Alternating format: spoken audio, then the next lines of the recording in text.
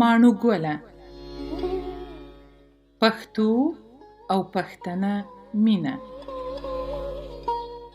لیکواله هما ظفر احمدزی. لوستونکی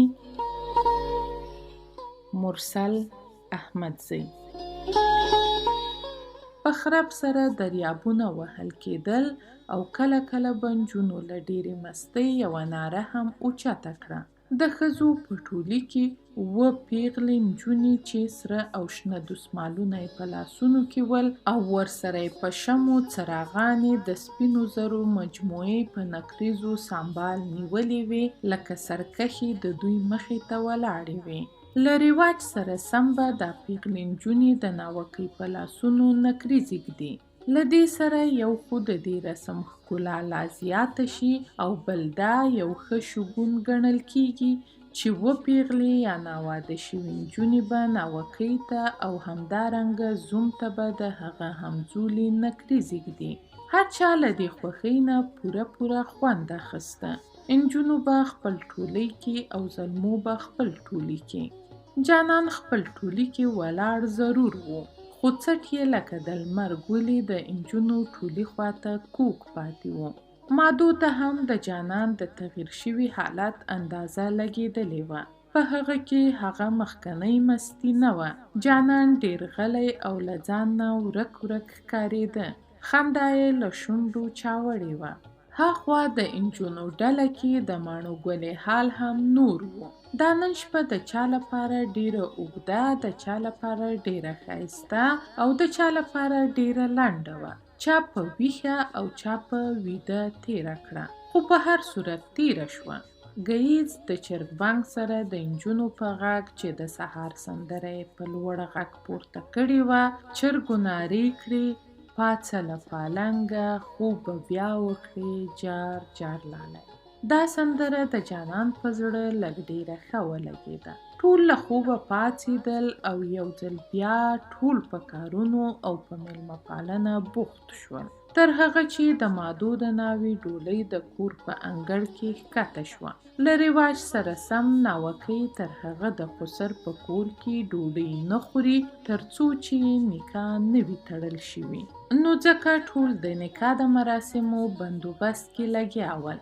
د ښادۍ ستړیا وه، څوک پرې نه پوهېدل. یوه پیاله شین چای، خوږې میوې او یوه سندره یې علاج و. ورځ په تېرېدو وه. مازدیګر د لمر وړانګې ماښام ته سپارلې او ماښام هم ورو پلو پرې خوراوه. دا بله شپه نو د نکاح شپه وه. له یوې خوا د مادو د انتظار آخري شېبې را رسېدلې وې او له بلې خوا د نکاح په دستور کې نجونو د شاهدانو لپاره څه ډېرې خطرناکې ارادې درلودې، او هغه دا چې په هر واده کې کله چې د ناوې د رضامندۍ لپاره څو کسه شاهدان راځي، نو بیا پیغلې نجونې نه پرېږدي چې ناوکۍ زر هو ووایي. د 3 شرطونو په راتلو سره هر ځل چې شاهدان راځي، دوی کله په لمن پورې څیرکۍ ورغوټه کړي، یا اوړه په مخ ورشیندي، یا هم اوبه ورشیندي، او کله هم لا څوک کومه کلفي ستن یا پنګ ورچوخ کړي، او په همدې مستۍ سره د دې رسم خوند لا زیات کړي. دا خو وي د نکاح د رسم ناخوالې. خو دلته له یوې خوا د مادو د انتظار شېبې په ختمېدو وې، له بلې خوا د جانان د زړه درزا له دې خبرې سره زیاته شوه چې د مادو مور ورته وویل: زوی، د نکاح یو شاهد به ته یې. د ورورک واده دې دی. دا خو هر کله نه وي. د جانان زړه په څو لارو کې و، خو ترور ته یې نه هم نشو ویلی، ځکه یې سر د هو په تور وخوځاوه او ویې ویل: ترورو، زه تابعدار یم. هغې هم په تندي ښکل کړ او په ناز یې ورته کړه: له تابعدار زوی نه صدقه.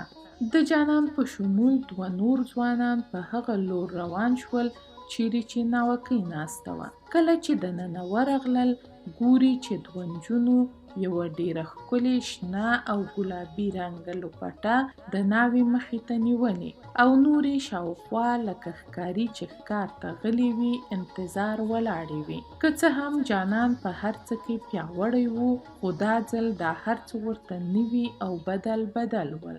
نو ځکه یې نورو ته کتل چې څه وکړي.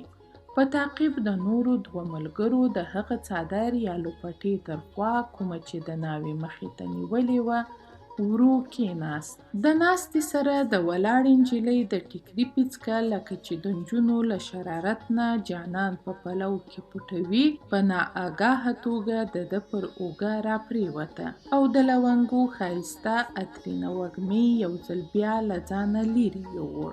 د زړه حال یې نور شو. دا حال په ژوند کې لومړی او د پرون نه تر اوسه پورې دوهم ځل و چې ورسره لاس و ګرېوان و.